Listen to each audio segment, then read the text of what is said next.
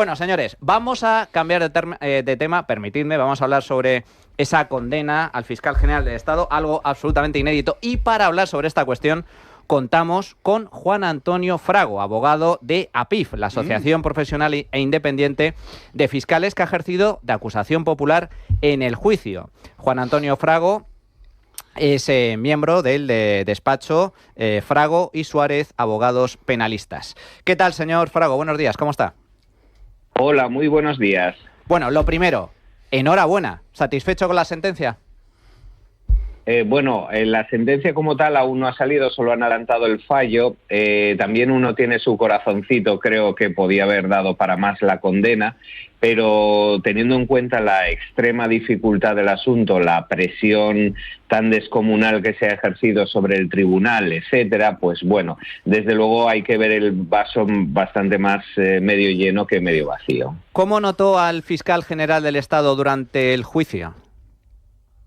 Bueno, la verdad es que iba cambiando su cara por momentos. Hubo determinadas testificales que no le gustaron nada, como la de Almudena Lastra, como incluso la del primer fiscal, Julián Salto, y no contemos ya cuando intervino la Guardia Civil, la Unidad Central Operativa. En otros momentos, con testigos más propicios para él, pues la verdad es que estaba mucho más relajado, pero fue, digamos, que cambiando bastante su cara conforme iba pasando la distinta prueba del juicio. De momento solo conocemos el fallo, como bien comenta, no el contenido de la sentencia, que se publicará en los próximos días, pero ¿por dónde cree usted que va a ir la fundamentación de la condena? Desde su punto de vista, ¿cuáles son las principales pruebas en contra de García Ortiz? Bueno, es que teníamos dos hechos especialmente diferenciados. En cuanto a la nota de prensa, hay que tener en cuenta que él mismo reconoció su autoría. Entonces, eso ya es una mera operación jurídica de determinar si el texto de dicha nota es delictivo o no. Y yo creo que ese es el punto más claro para la condena, porque ya digo que no hay que más que ver la nota para ver que se estaban revelando datos del señor González Amador, que eran absolutamente innecesarios para una nota de prensa de un ministerio fiscal. Y luego está la cuestión de la filtración propiamente dicha, que no sé si quedará incluida o no dentro del fallo condenatorio, que ahí, bueno, pues habría muchísimo más donde ahondar, porque evidentemente está la cuestión de los periodistas diciendo que ellos sabían quién era el autor, pero no él, ni tampoco lo revelaban. Y evidentemente todo lo que sacó la Unidad Central Operativa de las comunicaciones con el primer periodista que publicó el famoso correo. Este último punto me parece muy, muy importante, porque la defensa de Ortiz, tanto la defensa durante el juicio como la defensa que ha hecho abiertamente el gobierno y, bueno, pues determinados periodistas, prensa próxima al gobierno, ha insistido mucho en eso, en que el principal argumento de defensa es que hubo varios periodistas que testificaron que conocían el correo días antes de que se filtrara. ¿Esto tiene algún tipo de fundamento? Bueno, yo con todo el respeto, y porque además sé que estoy hablando ante periodistas, ante un tribunal de justicia, la palabra de un periodista como la de un fontanero vale exactamente lo mismo. Exacto. Es decir, al final de lo que se trata es que el testigo pueda aportar luz sobre la autoría o no autoría de un hecho delictivo. En definitiva, uno que va y dice, yo sé quién ha sido, pero no digo quién ha sido, yo al tribunal se lo ejemplifiqué con el ejemplo puesto en el informe final. ¿Ustedes aceptarían que se condenase a un individuo porque yo traigo un periodista que dice, ese señor fue el autor del delito, y en cuanto se le preguntase bien y cuál es su fuente de conocimiento, y dice, no, es que en este momento me acojo por secreto profesional a decir nada? Evidentemente, igual que no podríamos condenar a nadie sobre la base de ese indicio, tampoco se puede absolver a nadie sobre la base de ese indicio. Esto que comenta, señor Frago, es muy importante, porque recuerdo que hace 2 semanas, ¿verdad, Rebeca?, en esta misma tertulia dijimos, hombre, es que si tan solo con el hecho de que un periodista acudiera a un juicio, a mí imagínense, me investigan por un delito de asesinato, pero yo tengo, hombre, bastantes amigos periodistas y le digo a algún amigo periodista amigo, oye, vente al juicio, dices que tú sabes quién es, pero que no lo vas a decir porque que yo no he sido. te ampara el secreto profesional y automáticamente quedaría en libertad. Eso es lo que el argumento que ha utilizado el gobierno, el fiscal general del Estado, para intentar absolver a García Ortiz. ¿Es correcto? Así es, pero bueno, es que incluso si usted me lo permite, aún se lo doy más extremo. Yo soy abogado y también tengo derecho, más bien, obligación al secreto profesional. Imagínese usted que en el informe final de un juicio digo, ya sé que todas las pruebas apuntan contra mi cliente, pero les digo que el autor no ha sido él. Eso sí, no les revelo quién porque tengo secreto profesional. Hombre, me echarían a patadas del tribunal. Y esto es, en definitiva, la gran circunstancia exculpatoria que están buscando respecto al ya adelantado condenado. Más claro, agua. El borrado de todos los mensajes del fiscal general del Estado, los móviles, el correo electrónico, ¿cree que ha jugado en su contra? ¿Por qué cree que los borró? Bueno, los ha borrado porque hay muchas más cosas que es que si llega a detectarlos a la unidad central operativa, igual teníamos varias causas penales más abiertas. Y es que no olvidemos que hay un teléfono móvil que todavía no se sabe dónde está. Que ese es con el que creo que se está buscando que el gobierno le apoye sin fisuras para que no cante la traviata el fiscal general del Estado. Esto es que no olvidemos que hay un teléfono que todavía no se sabe dónde está. Esto que comenta es muy importante porque, claro, a ver, estamos hablando de delitos, de cosas muy serias. En el ámbito de la delincuencia, y usted como abogado lo sabe a la perfección, es muy importante también no solo borrar pruebas que te puedan incriminar, sino también tener pruebas que te puedan blindar. El hecho de que el fiscal general del Estado tenga un móvil en su poder con información muy sensible, a lo mejor lo puede utilizar también a su favor en este sentido, ¿no? Sí, incluso, por ejemplo, para garantizarse el indulto, en fin, puede darse por muchísimas circunstancias. Claro. Y yo es que además, no es que sea abogado, es que he sido antes 15 años fiscal de carrera hasta que pedí la excedencia. Esto se ve a diario en cuanto al borrado de las pruebas, desde el que va a ser interceptado por la Guardia Civil y tira la droga bien por el inodoro, bien al fondo del mar cuando viene en una lancha y nadie discute que haya traficado con droga.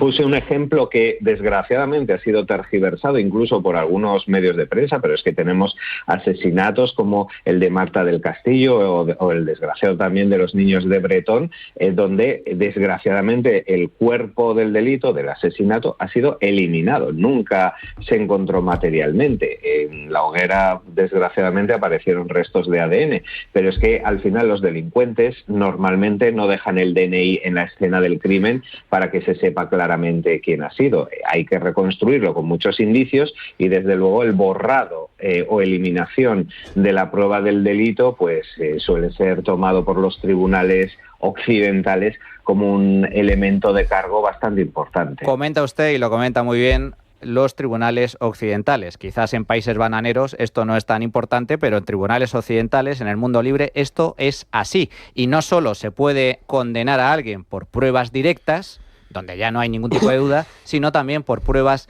induciarias, que es el caso del fiscal general del Estado, quitando el tema, como bien comenta, de la nota de prensa, donde ya se ha consolidado, se ha confirmado que es que el autor de la nota ha dictado fue el propio fiscal general. Como bien comenta, señor Frago, usted, además de abogado, es fiscal en excedencia. ¿Cómo cree que ha afectado este caso a la imagen y credibilidad de la Fiscalía?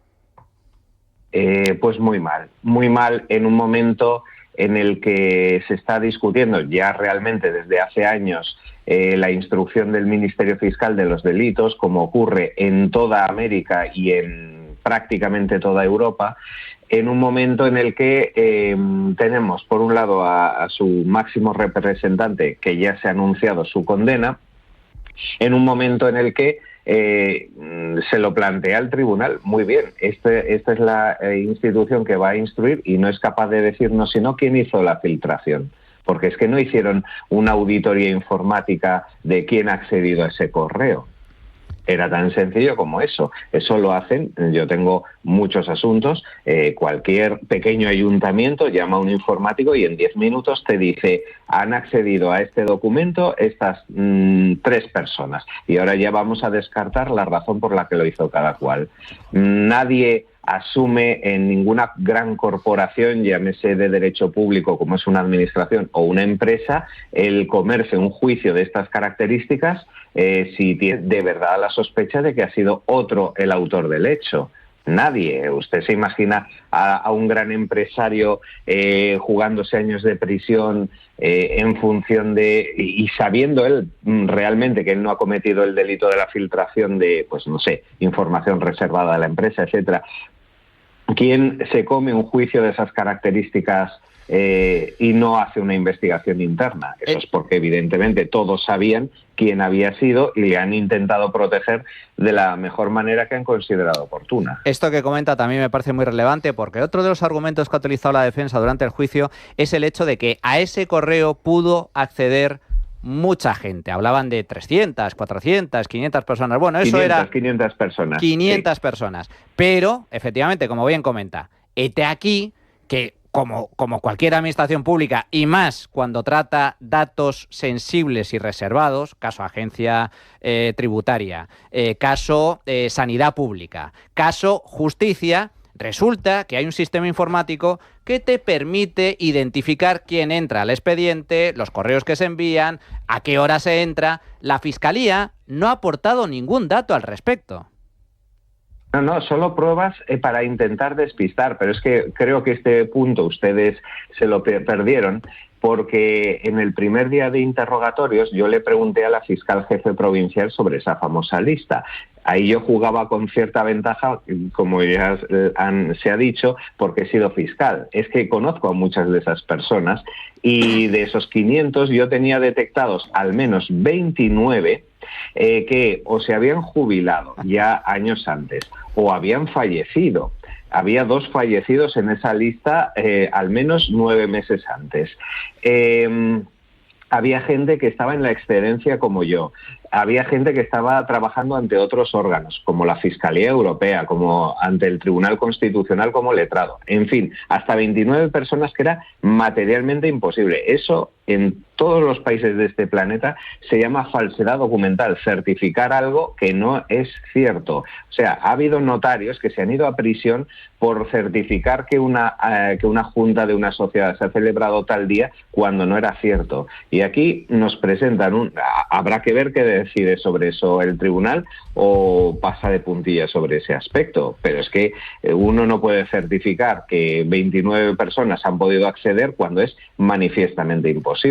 Por último, señor Frago, ¿qué opina de la reacción del gobierno tras la condena? Hay quien habla incluso de golpe judicial y sentencia política. Mire, el fiscal general del Estado ya podría estar besando el suelo del Tribunal Supremo porque le han impuesto la pena mínima, una pena de multa y no una pena de prisión. Hay una sentencia del 2 de octubre de este mismo año con 4 de los magistrados de los 7 que han celebrado este juicio, que a una señora de Valencia le impusieron 2 años y 3 meses de prisión, es decir, una señora que irá a prisión por haber filtrado unos logotipos de una marca de chándales. Entonces, creo que estamos ante cosas muy, pero que muy distintas. Y vamos, en definitiva, el fiscal general del Estado podía estar dando gracias de una condena absolutamente tan benigna. Golpe de Estado, ninguno. Ha tenido un proceso con todas las garantías en las que, además, no olvidemos, ha funcionado el aforamiento en el punto de que él, como era fiscal, iba sabiendo cómo iba subiendo la marea. Primero un juzgado de instrucción, luego el Tribunal Superior de Justicia, y es cuando el Tribunal Supremo confirma que se queda la causa cuando procede al borrado de la cuenta de Gmail y el teléfono móvil. En definitiva, ha podido actuar, maniobrar, calcular absolutamente todo y, en definitiva, ya le digo, muy, pero que muy bien le ha salido el juicio desde el punto de vista penológico, porque luego ya lo vamos a ver el problemón que vamos a tener a continuación para ejecutar la pena, porque según se ve en el fallo que se ha adelantado, la única pena que se ha impuesto es la de inhabilitación especial para el cargo de fiscal general del Estado, no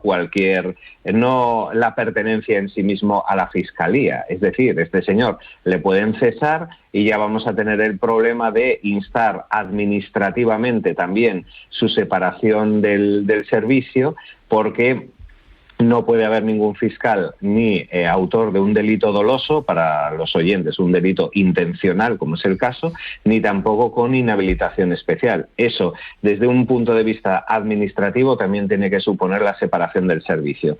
Pero igual que no se ejecutó la suspensión prejudicial acordada por el señor Hurtado, ya veremos ahora los problemas que tenemos para llevar materialmente a que este señor deje definitivamente la Fiscalía. Efectivamente. Y todo eso, por supuesto, sin perjuicio del Tribunal Constitucional y del indulto que vamos a tener que superar previamente. Efectivamente, pero como esta sentencia es inédita, pues una vez más estamos encontrando cosas que nunca antes habían sucedido y que por lo tanto los legisladores no habían previsto, como el hecho de que un fiscal general del Estado sea inhabilitado, cometa un delito, pero es que aquí se da justo este caso. Si un fiscal es inhabilitado, automáticamente puede o debe ser expulsado de la carrera fiscal. Juan Antonio Frago, abogado de APIF, miembro de la acusación popular en el juicio del despacho de Frago y Suárez, abogados penalistas. Un auténtico placer. Muchísimas gracias. Fuerte abrazo. Gracias a ustedes. Bueno, pues la verdad es que ha dejado muchos puntos importantes e interesantes a comentar. Vamos a hacer una pequeña pausa y regresamos. Bueno, pues ya estamos de nuevo en tiempo de tertulia. Ha dejado datos muy interesantes el abogado Juan Antonio Frago, porque ha dado algunas claves muy relevantes. Sí. Esto para empezar. Y lo comentamos en su día, pero merece la pena, porque básicamente es la principal punto de estrategia de la defensa. Esto de que los periodistas dijeran, yo sé quién es, señoría, pero no lo voy a decir. Es una ocurrencia que no tiene ningún sentido y que además ellos saben que no tiene ningún sentido. Quiero decir, lo que pasa es que tenían que marchar en formación y prietas las filas, pero no se lo creen ni ellos. O sea, tú puedes acogerte a tu derecho a no revelar tu fuente, pero puedes aportar todas las pruebas necesarias que corroboren. De hecho, se hace. O sea, tú no coges y confías en la palabra de cualquiera a la hora de publicar ninguna cosa. Tú haces que, si quiere que protejas su identidad, que te dé todas las pruebas, todas lo documental, para que tú puedas apoyar esa información, que quede claro que eso es cierto, que quede demostrado, y tú sigues protegiendo a tu fuente. Lo que no vale es lo de, no, es que a mí me han dicho, porque es que esa fuente, lo que estás pidiendo es un acto de fe. Claro. O sea, ¿tú quién eres para que yo tenga que confiar en que como tú sabes quién es, pero no lo vas a decir? Y no ya yo, que te puede dar igual, porque puede ser un periódico y yo puedo decir tal.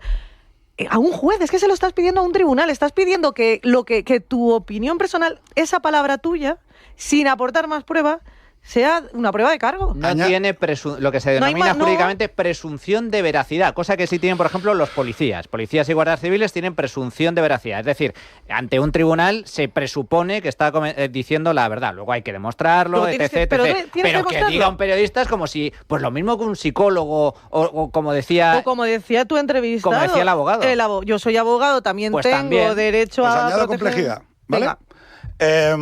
Vamos a ir al debate, ¿no? Entonces, lo que dicen los periodistas... Os añado una capa más de complejidad por la cual esa es una no respuesta.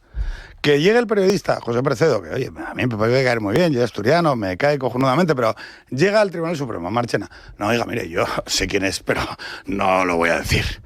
Y dices tú, ¿qué? No, es que yo sé quién es, pero no se lo voy a decir. Y entonces dices tú, oye, una pregunta. Si fue John Antolín el que te lo pasó a ti, ¿sigue siendo cierto?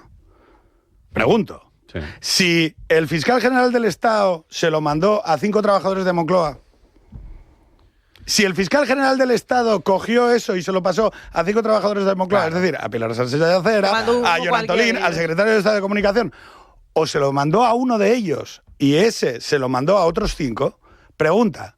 Y entonces es Jon Antolín el que se lo filtra al país y es Jon Antolín el que se lo filtra al tal. Entonces una pregunta, ¿la afirmación sigue siendo cierta? Un segundo, para que la gente lo sepa. Jon Antolín era el director de comunicación de Moncloa. En ese momento. Pero de todas formas ahí entraríamos, como tú bien dices, en otra capa, es ¿y quién se lo ha dado a Jon Antolín? Porque ¡Claro! no tendría por qué tener acceso a lo que se está mail. o sea, lo que se estaba da juzgando... igual quién te manda el mail. Claro. Lo que se estaba juzgando delante del tribunal no era si al periodista se lo había mandado el fiscal. Claro.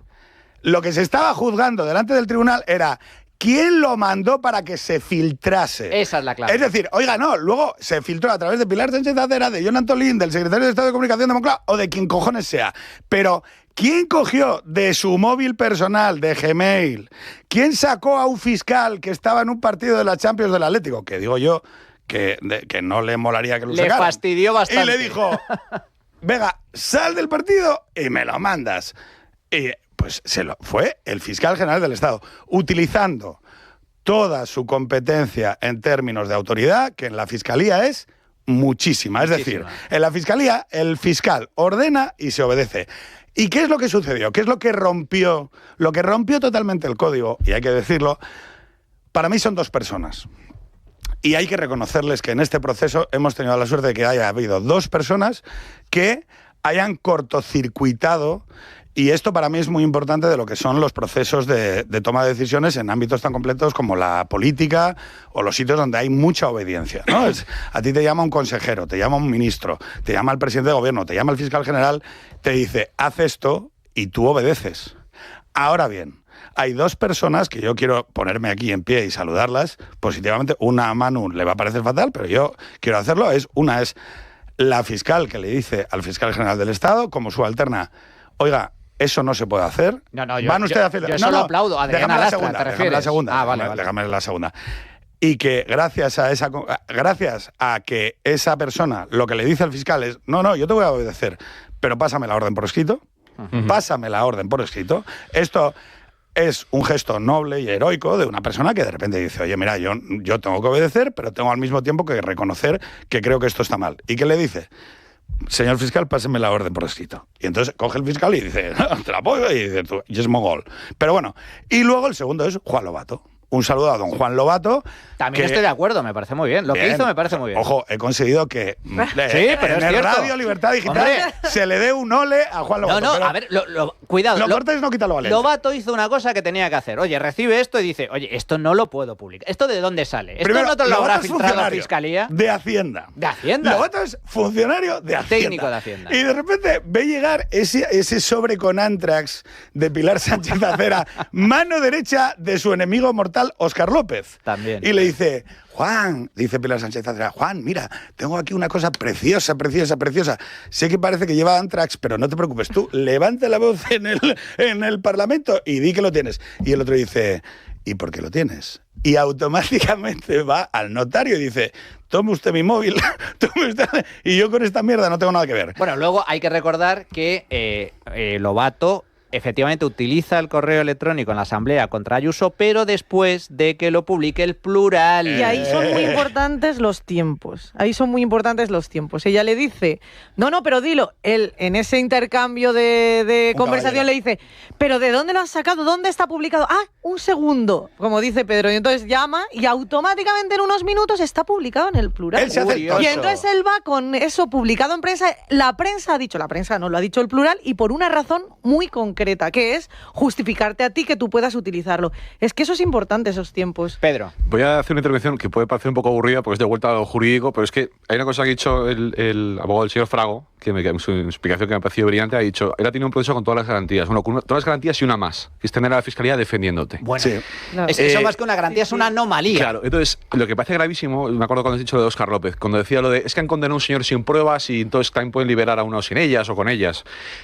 Claro, desde el punto de vista, o sea, tener un ministro de España, digo, no hace falta ser un jurista de reconocido prestigio para saber lo que es la prueba indiciaria. Entonces, el nuevo derecho procesal del gobierno, que consiste en que si destruyes pruebas no hay pruebas, y que los periodistas, que aquí juegan una parte fundamental, ¿no? Como siempre, tienen una presunción juris et de jure de veracidad que no se puede demostrar en contra y que es el único criterio sustituyendo a los jueces, es una cosa peligrosísima. E insisto, esto no es una confusión.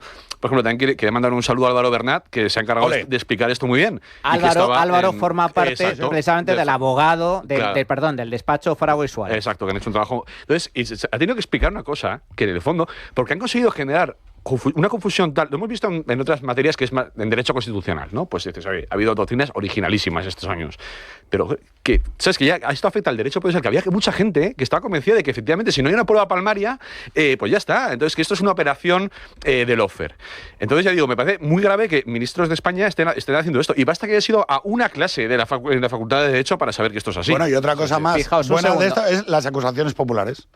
Claro. Se le ha condenado por Gracias el trabajo de las acusaciones populares. Totalmente. Sí, Eso es algo... O sea, hoy que estamos cuestionando el papel de la acusación popular, hay que decirlo, a este señor se le ha podido condenar porque las acusaciones populares han hecho su trabajo. Por cierto, gran hipocresía lo de las acusaciones populares, porque efectivamente la ley Begoña y demás reformas que pretende impulsar el gobierno se incluye la posibilidad de limitar la acción de las acusaciones populares. Pero este aquí que en el caso Mascarillas, que afecta a la provincia de Almería, a la Diputación Provincial de Almería, ¿quién se ha presentado como acusación popular?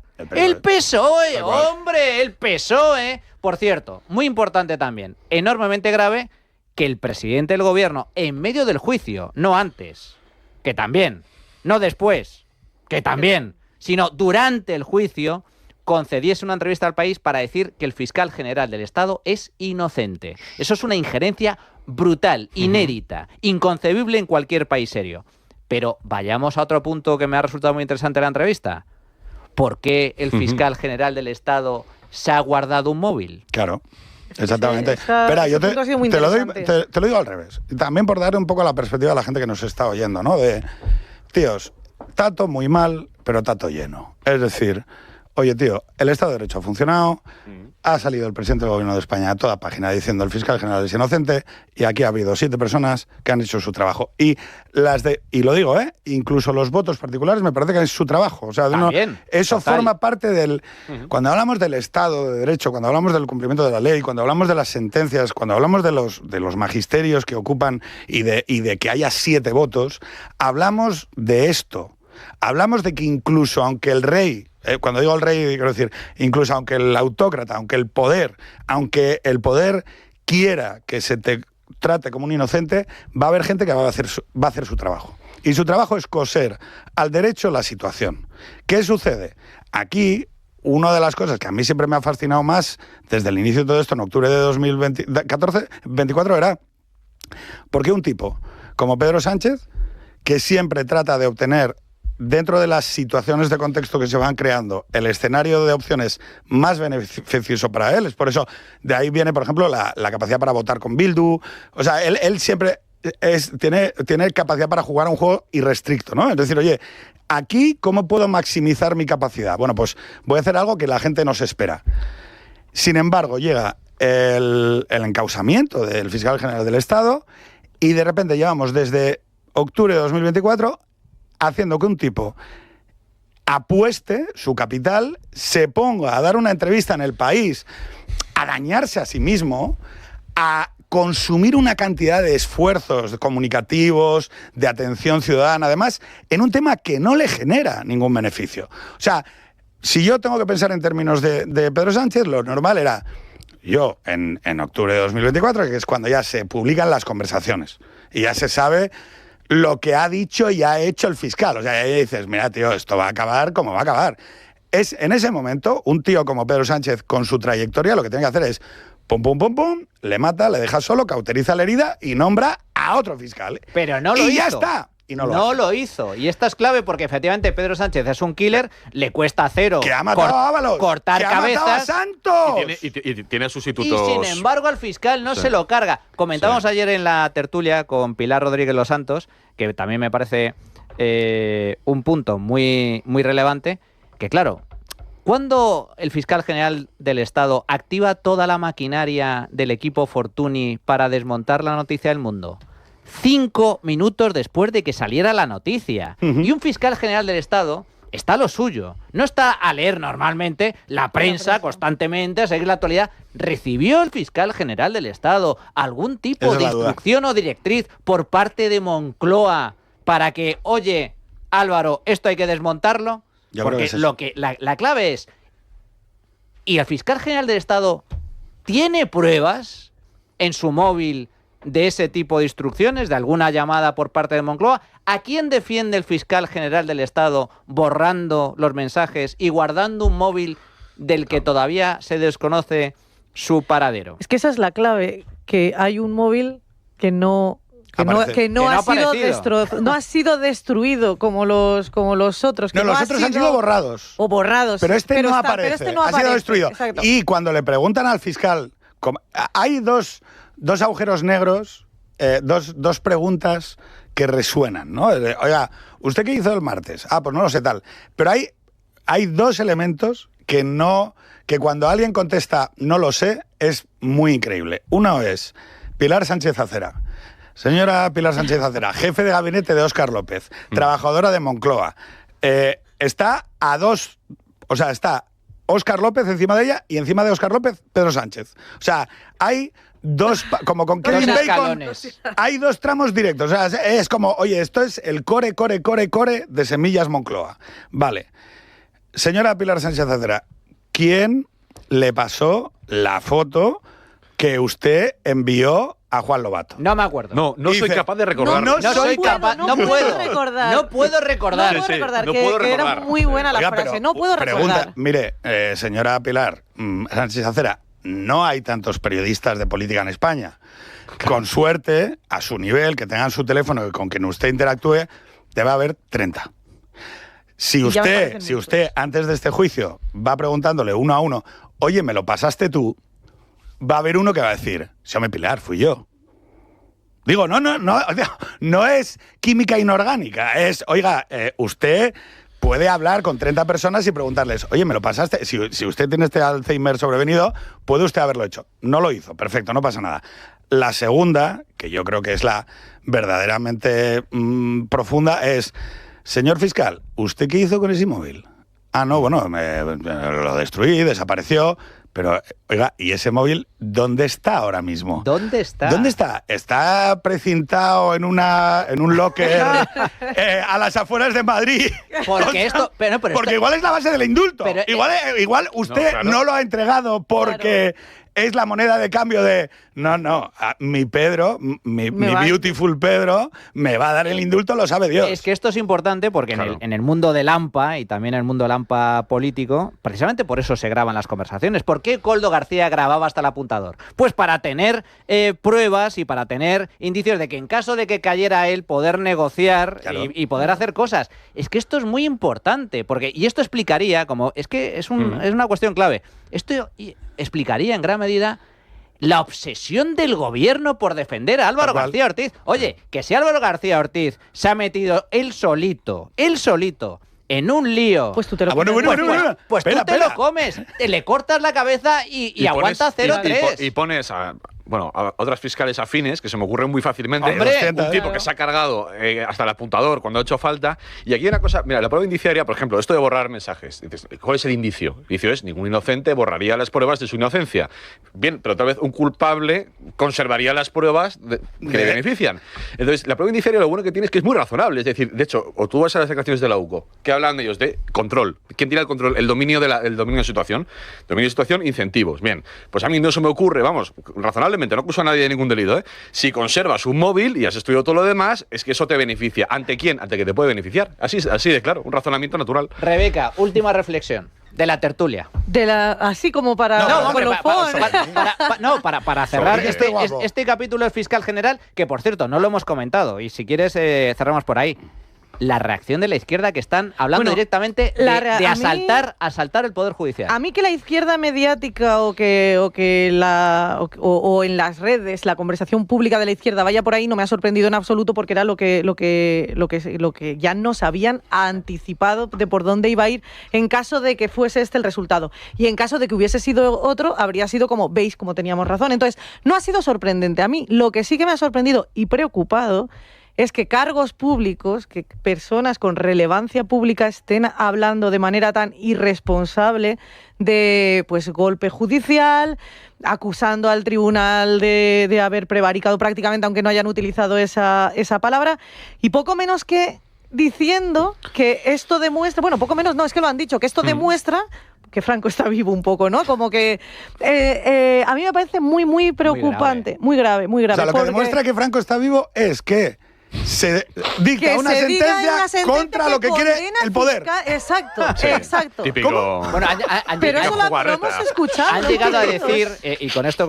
concluimos, que yo ayer estuve viendo un poquito La Sexta Explica, el argumento que ahora se está difundiendo por parte de la izquierda es que Ayuso dictó la sentencia. Ah, sí, es buenísimo. Es que Ayuso, lo dijo Ayuso.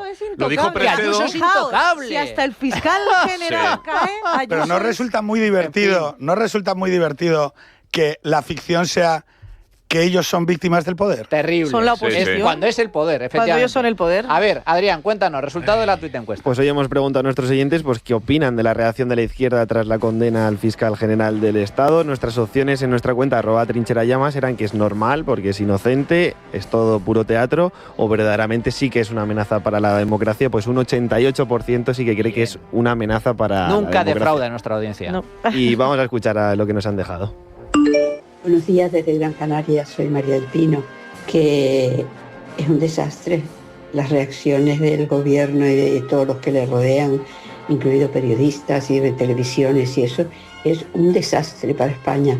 Y yo me pregunto, ¿y Europa no se da cuenta de lo que está pasando en España? Pues en mi opinión, mucho más allá de lo que supone en democracia condenar a un fiscal general por haber cometido un delito, lo que tiene al gobierno encolerizado, empezando por el presidente infecto que tenemos, es ellos consideran esto como una victoria de Ayuso, porque no nos olvidemos que todo este complot fue orquestado para cargarse a Ayuso cuando salió la noticia de la mujer del profundamente enamorado. Opino que esto o se para o esto va a acabar muy, muy mal. La extrema izquierda está enloquecida y la extrema izquierda es Sánchez. Y esto de reventar a la derecha, pero bueno, ¿qué queréis? ¿Que nosotros nos podemos reventar a vosotros? En fin, muchas gracias a todos nuestros oyentes por sus opiniones. Pedro Herrero, como siempre, un auténtico placer, amigo. Un placer, buenísimo el desayuno y buenísima la compañía. La compañía fantástica. Compañía extraordinaria. Pedro Lecanda, oye, gracias por venir a pesar del accidente. No, gracias a ti, he pasado una mañana estupenda. Rebeca Argudo, como siempre, un placer. Nos hemos divertido, ¿no? Bueno, estoy llorando de la risa. No me quiero ir. Podríamos seguir. Podemos seguir, sigamos. Bueno, vámonos al bar. Estoy convencido de que con este gobierno no nos faltarán episodios para comentar. En fin.